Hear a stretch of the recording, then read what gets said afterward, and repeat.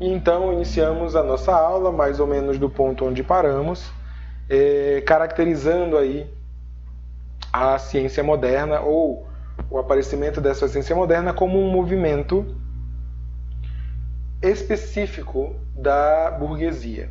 Isso porque a gente já viu aí então que a burguesia ela vai ocupar todos os cenários sociais e logicamente ela ocupa aí também as academias, as universidades, e ao fazer isso ela começa a descredibilizar o conhecimento medieval, pautado aí principalmente pela condução da igreja, né? E ela vai começando a descaracterizar esse conhecimento anterior de forma a colocar em andamento o projeto de conhecimento que ela deseja e que será chamado de ciência. Ciência, como a gente já viu também anteriormente, será o nome dado em latim, é ciência em latim, né? Significa conhecimento, e esse ciência e essa forma de conhecimento será caracterizado, nossa, quase que eu enrolo minha língua agora, será caracterizado como moderno em oposição ao antigo medieval, dizendo assim que tudo o que vem antes disso, deste momento, era antigo, e a partir desse momento, esse conhecimento será dado como moderno. Por isso a gente caracteriza então a ciência a partir principalmente aí do século XVI, isso inicia no século XIV, mas principalmente a partir do século XVI, como ciência moderna. E essa ciência moderna, aí, a partir dos ideais do Renascimento, é justamente a retomada e o desenvolvimento das ciências naturais, o modo de estudar a natureza a partir dos elementos da física, da química, da biologia e da astronomia. Ou seja, os métodos que são utilizados, e principalmente aí dentre esses métodos, os métodos experimentais e de observação. E aí, então, tem-se a retomada e o desenvolvimento desses métodos científicos, desses métodos de conhecimento que se tornarão científicos, com a preocupação em sistematizar um método único de conhecimento, um método científico, ou seja, o método da ciência para o próprio conhecimento moderno. E isso vai estar imbricado, então, com as mudanças na concepção de mundo.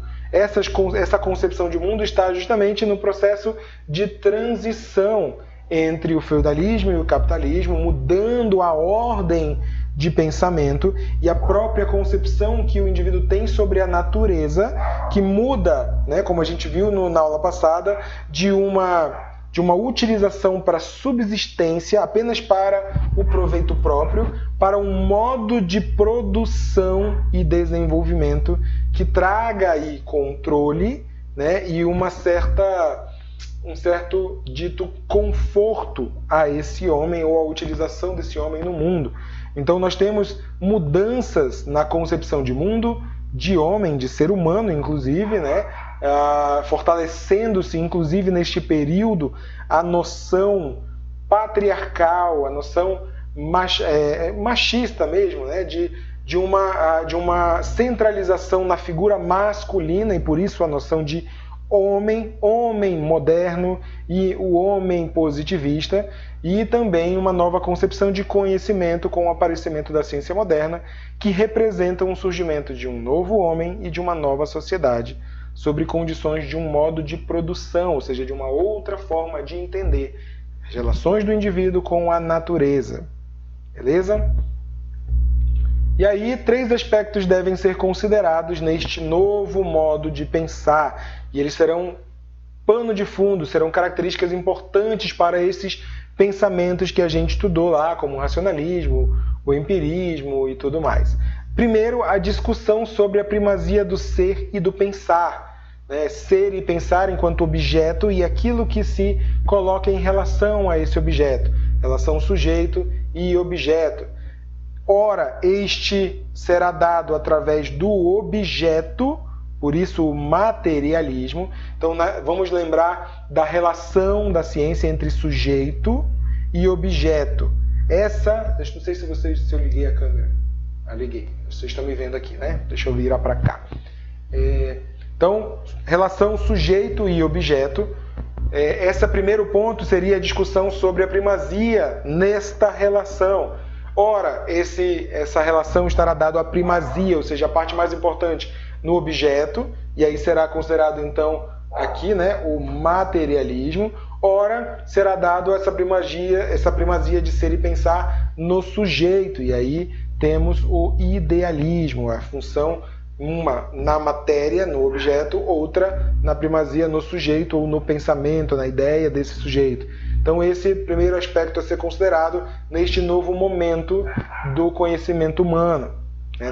Nesta forma burguesa de tratar a filosofia e o conhecimento, né? De tratar a ciência. Então nós vamos ter teorias surgindo em um dos lados dessa moeda, tá? Então nós temos aí, por exemplo, racionalismo e empirismo, materialismo e o próprio idealismo, né? Como noções fundamentais opostas que caracterizam esse duplo movimento da ciência, essa discussão nesse duplo movimento na ciência. Segundo ponto, então, são as formas de entender a caracterização do ser.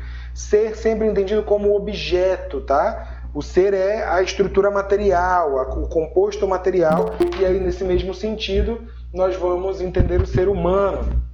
Então esse ser ele pode ser entendido metafisicamente, apenas se considerando a ideia, dialeticamente formando-se através de uma relação com o meio, o ser entendido no entre desta relação, e fenomenologicamente entendidos a partir da contingência da relação ou do modo de relação específico entre sujeito e objeto.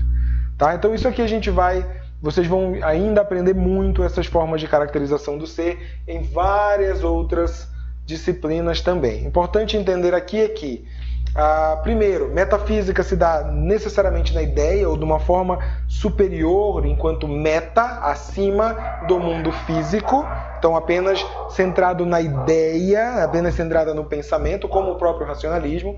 A noção dialética, que é a relação entre esse mundo físico e o pensamento, e o fenomenológico, que é a relação das aparências, das contingências, de como aquilo aparece no momento da relação. Beleza? A diferença entre a dialética e a fenomenológica será inicialmente que a dialética trata de elementos muito mais objetivos, inicialmente, até porque a gente tem outras concepções de dialética depois, e a fenomenológica vai levar à contingência ou uma espécie de entendimento de subjetividade primeiramente mais importante. Beleza? E também, terceiro aspecto, o reconhecimento de um conhecimento tanto ilimitado como a possibilidade de conhecimento ilimitado, de uma forma geral, né? Ou seja, o conhecimento ele é limitado e todos podem adquirir conhecimento, e de um conhecimento limitado, que ele vai ser limitado inclusive pela própria contingência, pela história, pelo contexto, pelo tempo. Então eu tenho características ou reconhecimento da possibilidade de conhecer algo limitadamente por aspectos contingentes ou ilimitadamente porque esse conhecimento estará então disponível a todos e a todo momento. E aí eu tenho ilimitado como formas objetivas de conhecimento e o limitado como formas subjetivas de conhecimento. Beleza? Então a gente vai partir do aristotelismo e muitos dos autores, principalmente aí como a gente viu Galileu Galilei e muitos dos pensadores naquela época, vão partir de um novo estudo, de uma nova concepção, partindo do Aristóteles, partindo da teoria do Aristóteles, tomando então como base de conhecimento essa relação entre as premissas e suas conclusões. O aristotelismo ele vai fundamentar as primeiras bases da metodologia científica, ou seja, do método utilizado na ciência moderna, porque será partindo de um elemento inicial, que seria o estímulo, a própria observação, a experimentação, Isso para a formação de premissas ou de sentenças comparativas que podem ser utilizadas de forma indutiva ou dedutiva, e essas premissas nos levando a conclusões aos resultados, né, a conclusão desse estudo. Então a ciência vai ser construída, antes de tudo, pela via da demonstração, garantindo então a aplicação rigorosa de raciocínio lógicos formais. Não significa dizer que esses pensadores, esses cientistas, esses novos teóricos que vão estruturar essa ciência moderna, que vão propor, né, essa estruturação da ciência moderna, farão exatamente, né, ou reproduzirão exatamente o método aristotélico, mas eles vão partir do aristotelismo para o desenvolvimento dessa concepção de conhecimento. E aí, essa concepção de conhecimento vai causar, com o Renascimento e posteriormente a ele, porque essa falência da igreja será gradativa também, ele vai então proporcionar aí a separação dos saberes, né? Então separa-se, como a gente viu lá, a ciência do saber religioso, do saber filosófico e de todos os outros saberes, e isso logicamente proporciona aí uma queda, vai ocasionar a queda do poder da igreja medieval, e a igreja assume então outras características na Idade Moderna que vão estar completamente afastadas, completamente diferenciadas dos movimentos de poder na cultura moderna. Os movimentos de poder na cultura moderna se centralizarão então no saber, na economia e nas relações políticas, né? Então eu tenho aí uma nova concepção de poder que está afastada da igreja, ou da igreja como se pensa na igreja medieval. E um grande ponto, né, além, logicamente, do que nós já falamos, dos processos ali de descobertas de novos continentes, né, das grandes navegações, tecnologias que vão facilitar essas grandes navegações, descobertas de novos continentes, o próprio período de colonização, que não dá para falar de modernidade sem falar do período de colonização.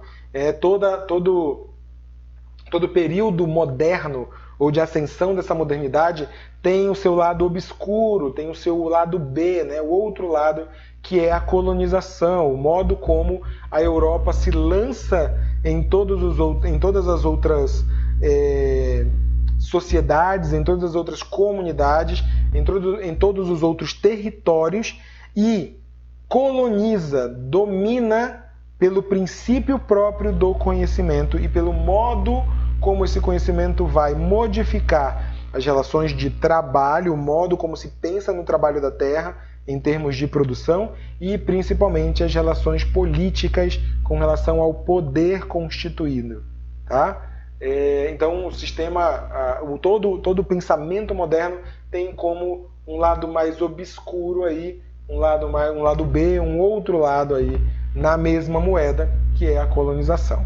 Então, além de tudo isso, nós temos como contribuição na falência da igreja as teorias cósmicas, frutos aí de estudos astronômicos, estudos de astronomia, onde nós temos aí Copérnico, Giordano Bruno, Galileu Galilei e vários outros que vão descobrir e organizar um sistema de universo, uma nova concepção de organização desse universo, retirando a Terra, o planeta Terra, como do centro da criação e do centro do universo.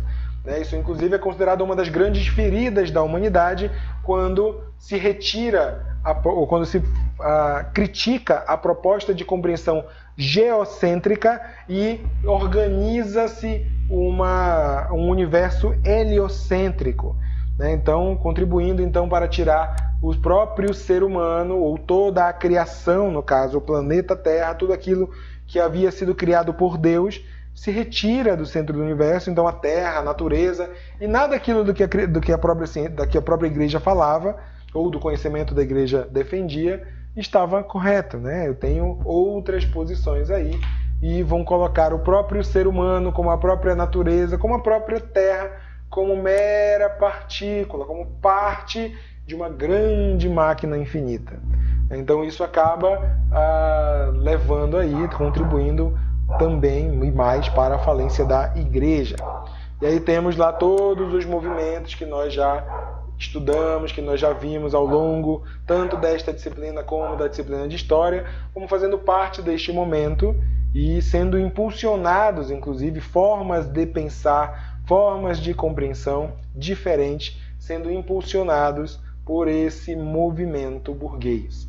Então o conhecimento científico é exaltado, esse novo conhecimento científico, em preterência ao conhecimento medieval, que já havia sido despotencializado, descaracterizado, completamente criticado, e agora esse novo conhecimento será exaltado como um fator de liberdade, liberdade da igreja, liberdade de uma forma de pensar limitada, liberdade de um controle centralizado externamente, ou centralizado por apenas um grupo. Logicamente que agora o controle será centralizado por outro grupo, por outra classe, que é a burguesa.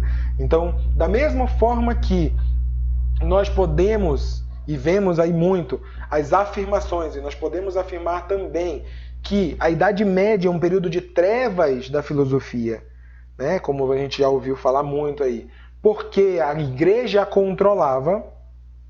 O que nós temos na passagem da Idade Medieval para a Moderna é também caracterizada como uma passagem de controle de uma instituição para outra, tá? Então a gente não tem somente uma libertação na Idade Moderna da igreja. O que existe é a passagem do controle de uma classe para outra, do clero para a burguesia. E aí, no medieval, o conhecimento servia aos interesses do clero, né, de uma classe, e no moderno, os interesses do conhecimento servirão a outra classe social.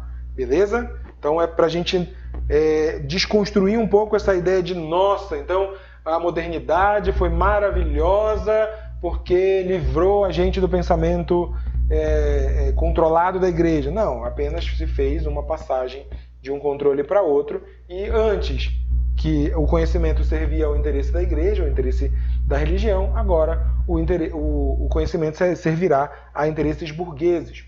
Daí vai de cada um dizer o que é bom e o que não é, ou o que foi bom ou como avalia essa passagem e esse desenvolvimento. Esse não é o interesse da aula de hoje. Beleza?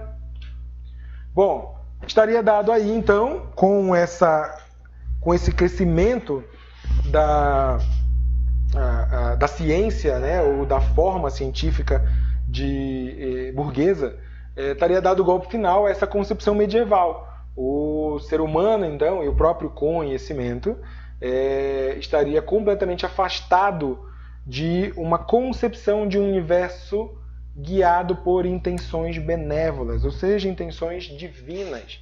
O universo, assim como tudo na natureza, assim como tudo que pode ser conhecido, e o próprio ser humano, não era controlado, não era guiado por Deus, não era guiado por uma intenção superior, não tinha nenhum tipo de princípio básico, a não ser o próprio movimento. Então a gente vê aí, lembrando do início da ideia do mecanicismo ali, que a gente estudou no capítulo 2 ou 3, né? 2 e 3, na verdade, a gente tem aí a influência do mecanicismo, lá no livro de História da Psicologia, que é justamente aí, aqui a gente localiza, neste momento, o início do mecanicismo, a ideia de que, putz, não, o universo não é controlado por Deus, o universo não é controlado por uma intenção divina, ele é controlado por suas próprias leis.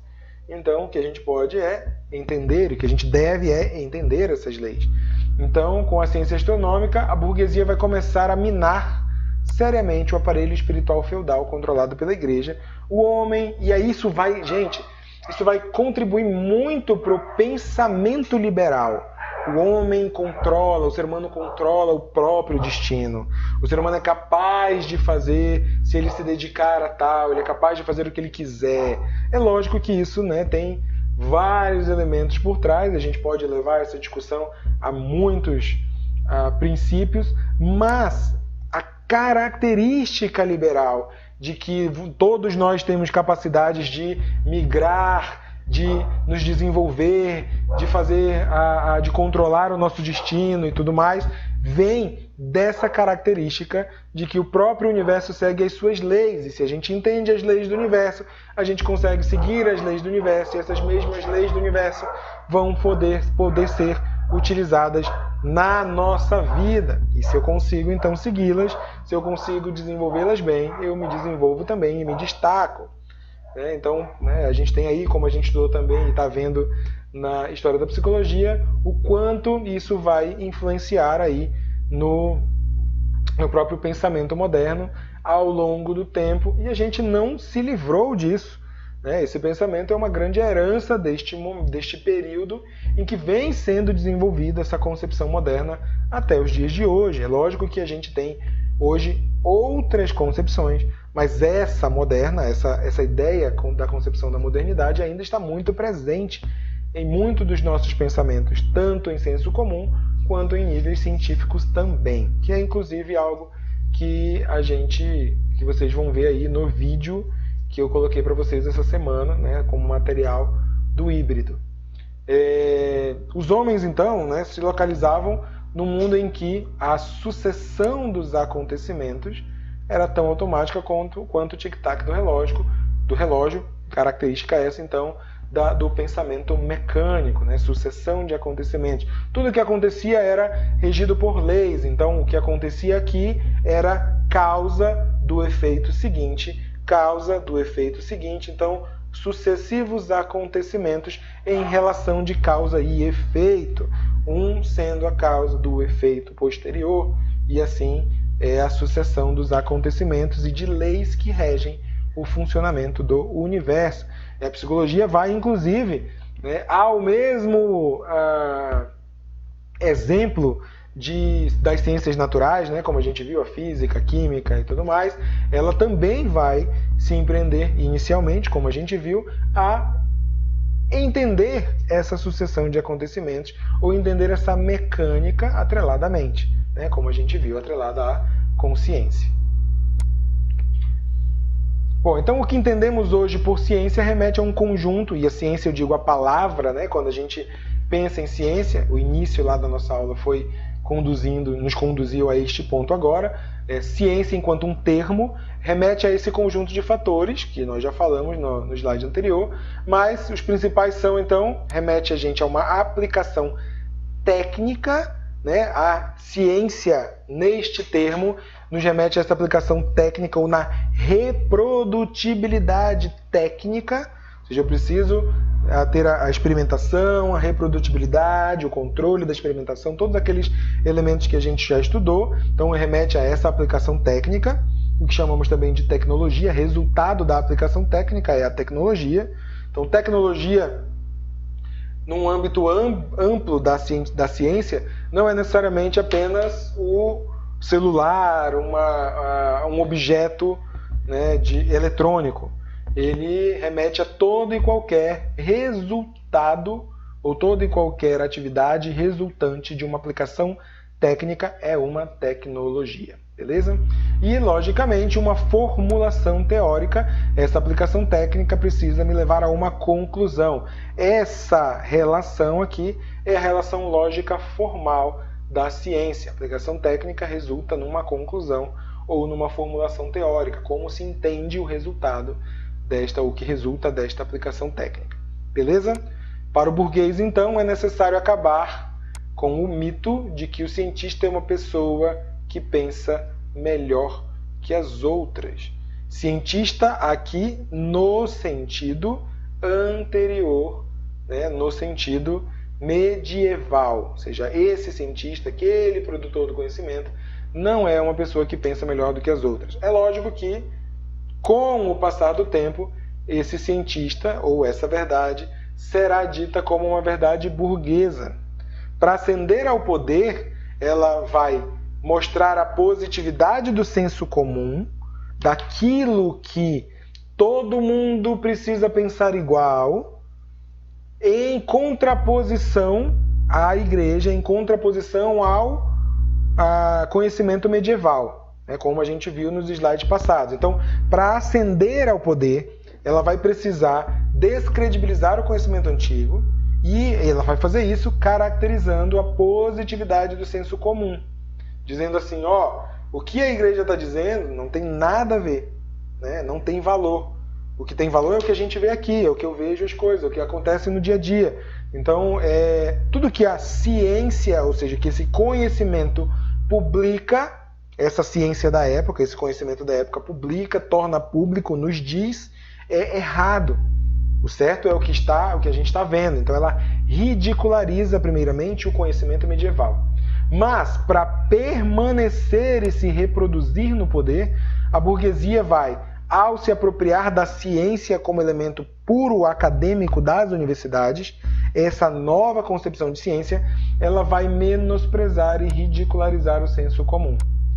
Então, por que ridicularizar o senso comum? Porque tanto quanto a filosofia antiga, quanto a religião, quanto as artes, o senso comum também será constituído como um modo de conhecimento diferente e inferior à ciência.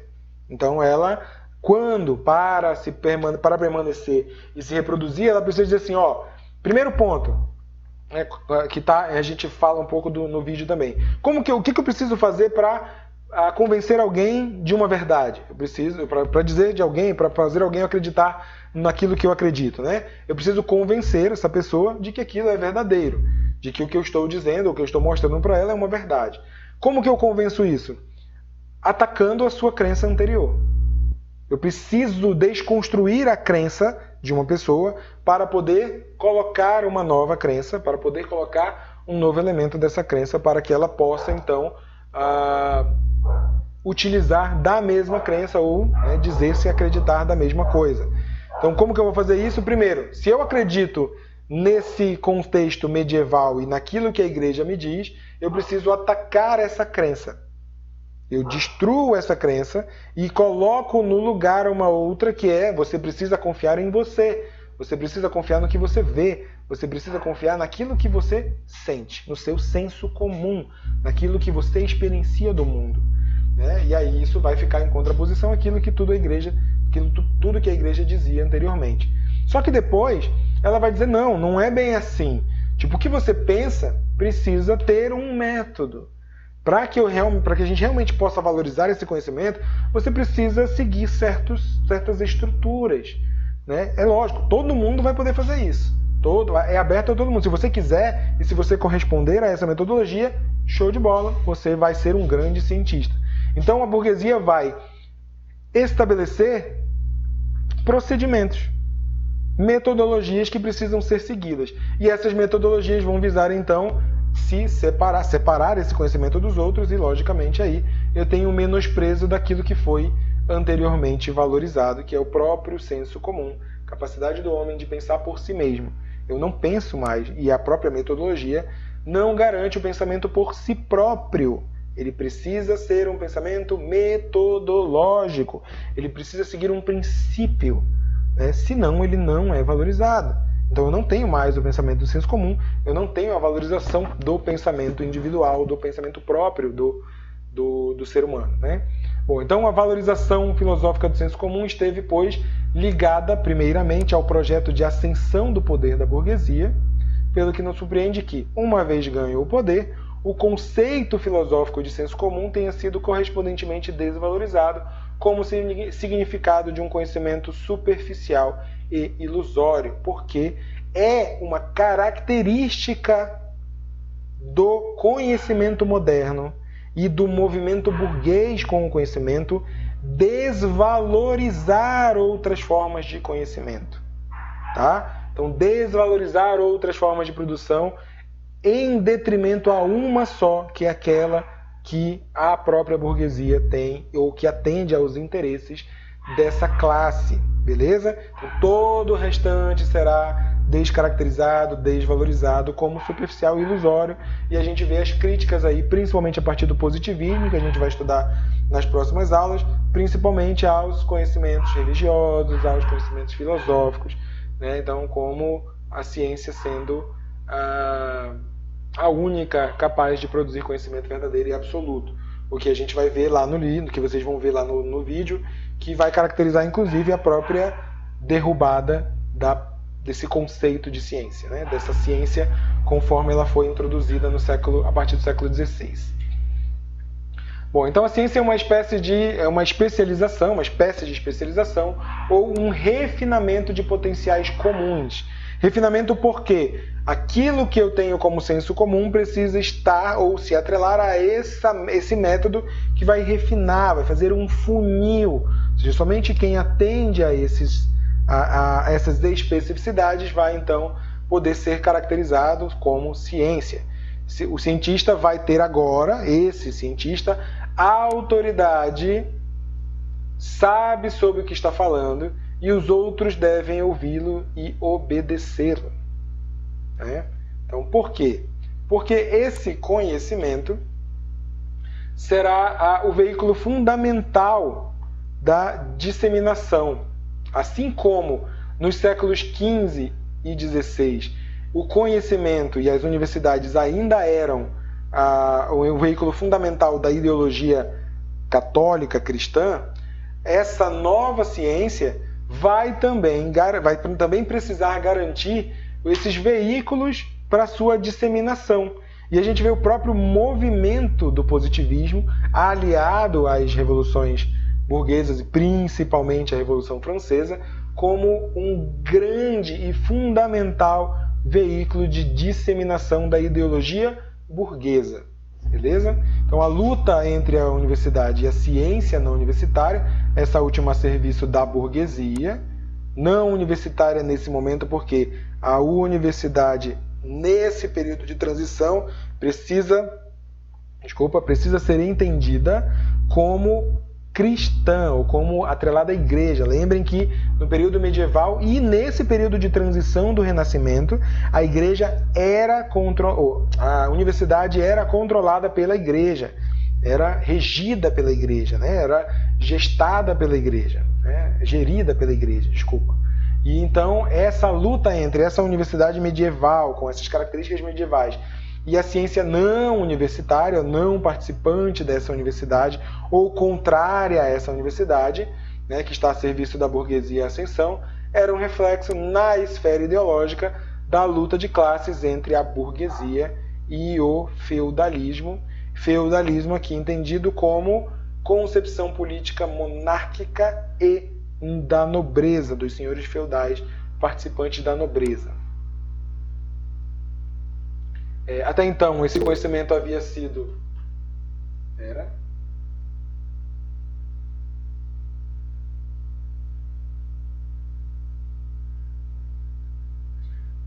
Exatamente, Priscila. Eu costumo entender, na verdade, esse movimento de conhecimento, e isso, né, tem grandes fundamentos aí, por exemplo, com o próprio... meu Deus, agora me fugiu o nome dele.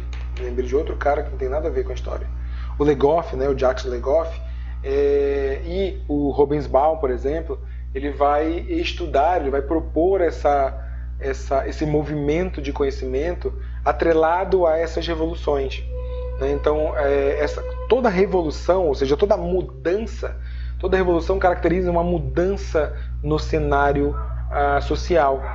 E aí, logicamente, essa mudança também vai caracterizar o modo de relacionar do ser humano, dessas sociedades com o conhecimento. E sempre vai estar atrelado a um projeto de poder. Sempre vai estar atrelado a um projeto de poder. Vamos pegar, por exemplo, as reformas protestantes, né, que vão estar também nesse momento e serão revoluções burguesas também. As reformas protestantes são movimentos reformistas dentro da igreja que também têm interesses ou buscam interesses burgueses. Por trás dessa ideia, por exemplo, da ideia de Lutero, da ideia de Calvino, na própria igreja anglicana, por trás dos interesses de dizer assim, nossa, a igreja está fazendo coisas erradas, está o interesse de serviço dos próprios interesses de uma sociedade. Né? A reforma anglicana, a calvinista, a própria luterana, elas vão ter também como pano de fundo questões políticas e questões sociais. Né? Então, todo movimento de revolução, ele vai causar essa mudança social e, logicamente, também acompanha-se a eles, né, a esse poder, o interesse desse poder e, logicamente, o conhecimento vai acompanhar tudo isso, a forma como se dá a conhecer as coisas. A burguesia, então, cadê? Aqui, a ciência havia sido servidora humilde da igreja e não estava autorizada a ultrapassar os limites estabelecidos pela fé. Então a burguesia vai precisar da ciência e a ciência vai crescer rebelando-se contra a igreja. Ciência agora entendida neste termo, burguês. Ao longo dos séculos 17 e 18, então, a burguesia se demonstrará como uma classe social revolucionária, ou seja, ela vai conduzir muitas das revoluções, muitas das mudanças estruturais, políticas, sociais e econômicas na Europa, destruindo então a ordem feudal. E a gente vê, por exemplo, que a própria Alemanha vai ser a última que vai conseguir fazer esse movimento, como a gente viu aí nas aulas passadas, consolidando então o capitalismo e transformando o Estado para atender os seus interesses. Duas máquinas poderosíssimas da burguesia, e que são conduzidas pela burguesia e são controladas pela burguesia. Universidades ou produção científica e o Estado. O Estado atende aos interesses de uma burguesia e não aos interesses do povo. Então, isso são discussões aí mais para ciências sociais, mas é importante destacar de que todo o projeto de poder burguês vai estabelecer o controle em muitos elementos e o conhecimento vai estar a serviço disso. E é exatamente esse conhecimento, ou essa forma de produção de conhecimento, que vai construir o pano de fundo, construir o cenário para que o antigo regime, a ordem ou o antigo Estado seja derrubado e seja construído aí uma nova concepção de Estado. E essa nova concepção do Estado, logicamente, também vai servir aos interesses burgueses, aos interesses desta classe. Beleza? O pensamento burguês, então, vai herdar a valorização da razão, que vai surgir aí, vai ganhar um elemento, vai ganhar a sua importância enquanto uma autoridade.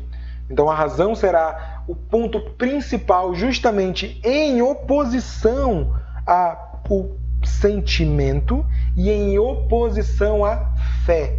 Tá? Então a razão vai ser erigida como regra de autoridade. O pensamento científico é um pensamento racional. E isso vai ganhar uma importância enorme.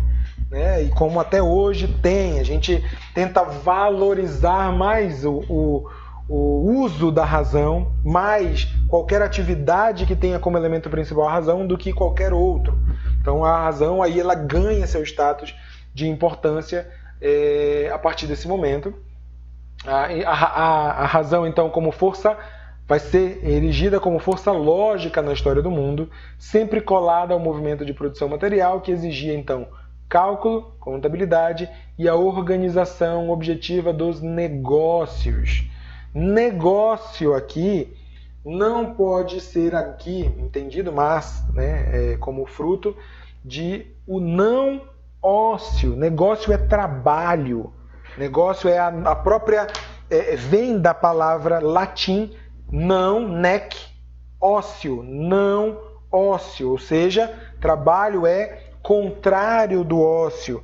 E é justamente essa nova concepção de trabalho e do que produz o trabalho, a noção de produção do trabalho que muda com a nova classe burguesa, com essa nova concepção de homem e de mundo. Tá? Então a gente tem, a partir desse momento, a valorização da razão e a valorização do trabalho.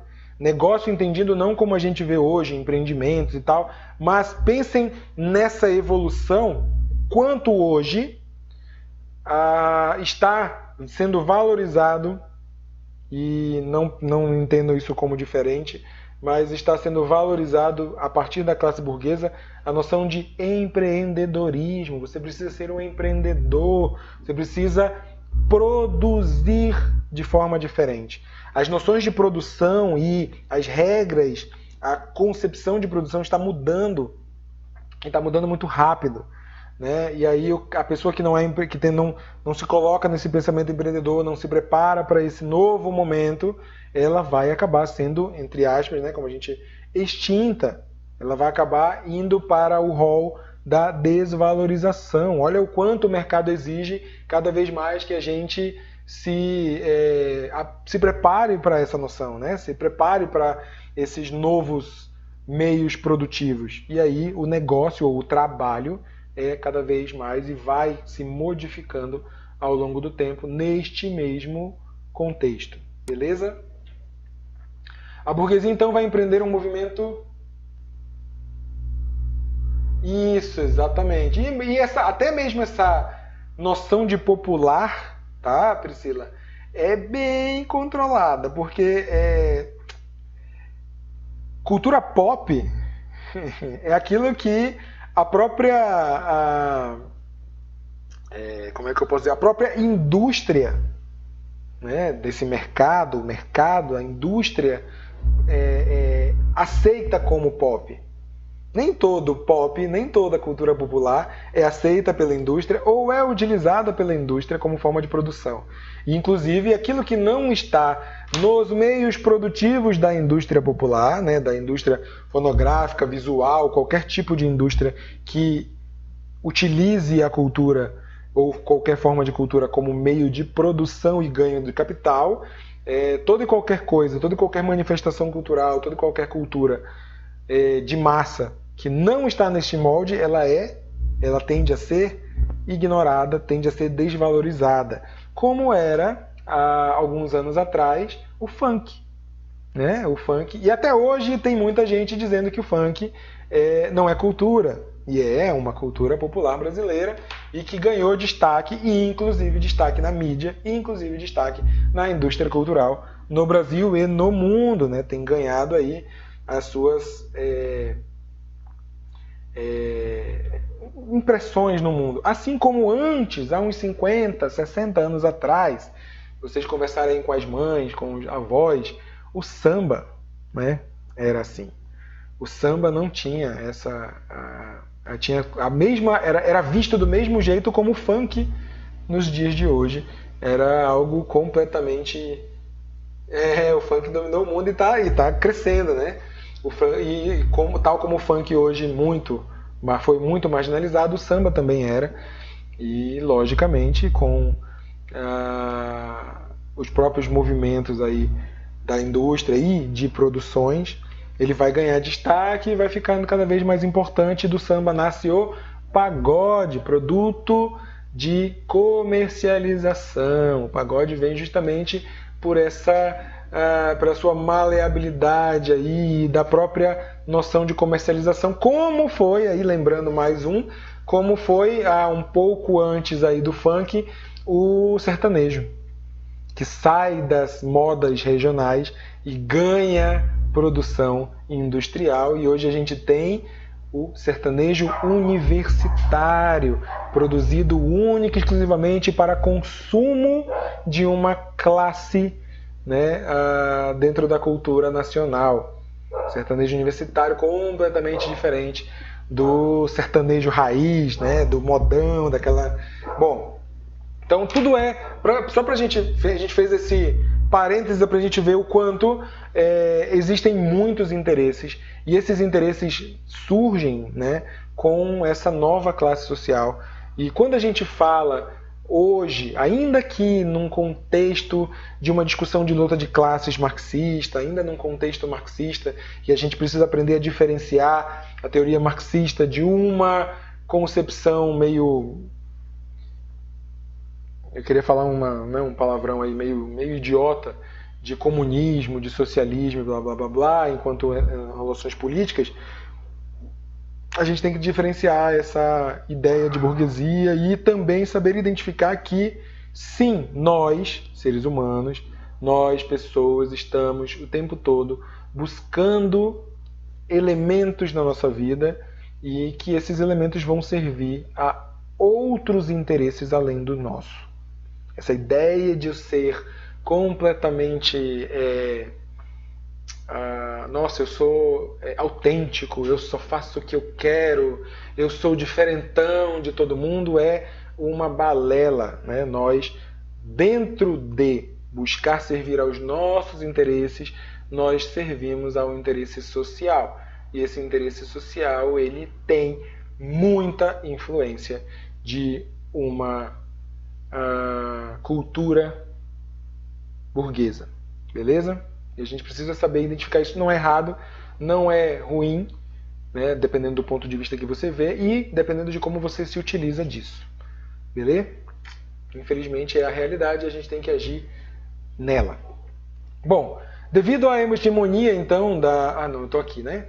Burguesa empreendeu um movimento intelectual que erigiu essa nova ciência, alicerçada no método empírico do Francis Bacon, e aí de todo o empirismo inglês, na doutrina das causas primárias de Galileu, Descartes e Newton, aquela física, né, daquele momento, e na matematização da natureza, produzindo então uma filosofia mecânica, como a gente viu lá nos moldes do mecanicismo no capítulo 2 e 3. Então olha como a ciência vai se organizando, né? Esse modo científico vai se organizando então e produzindo uma metodologia sistemática a partir da matemática como um grande instrumento.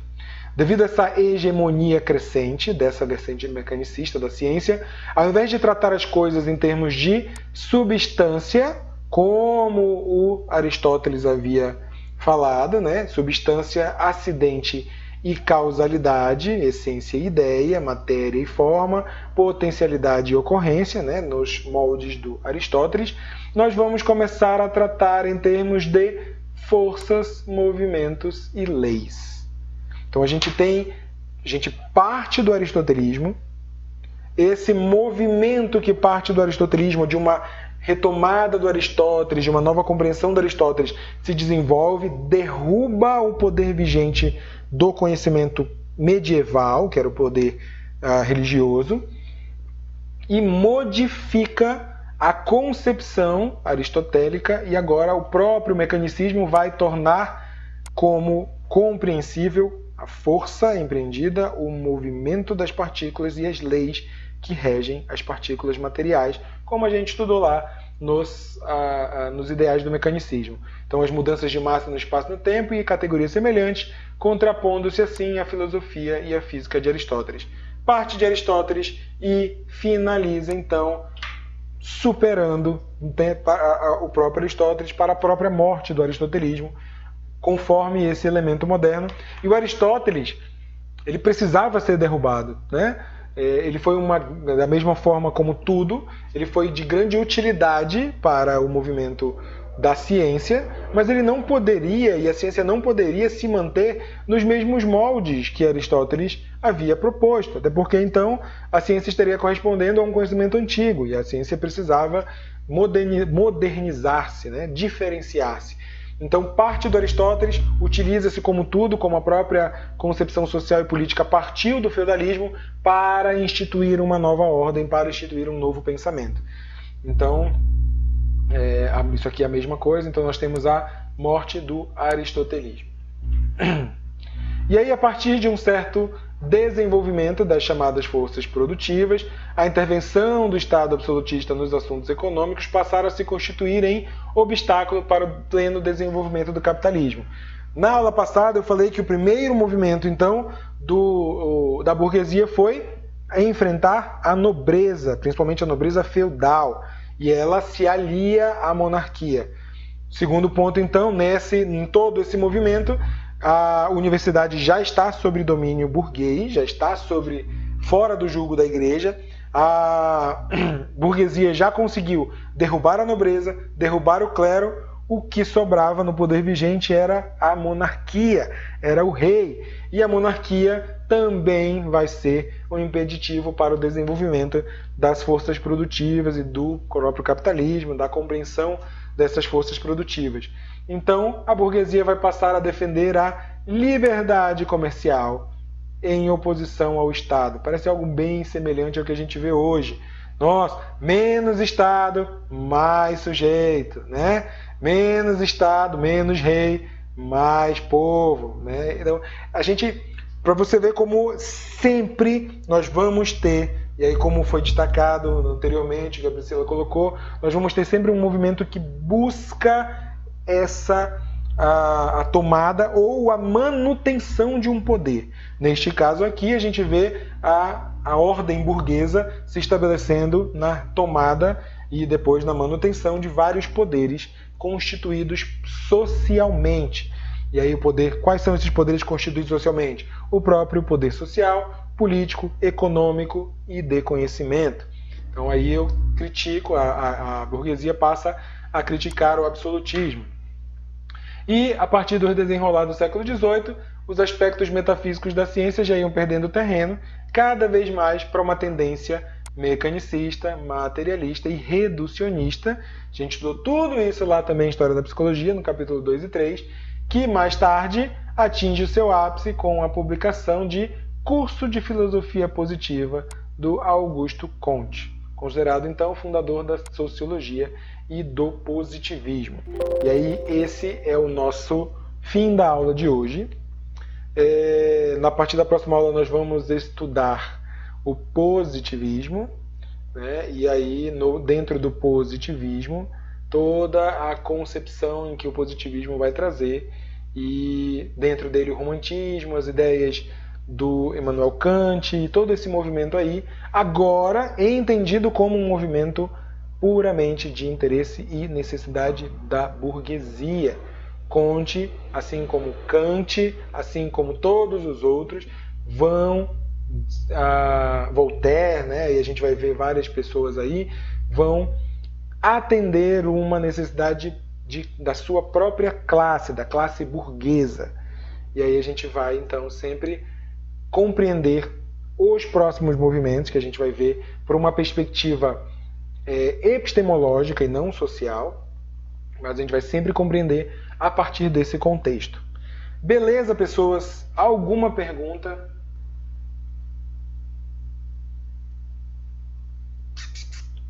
Não? Então eu vou finalizar a aula.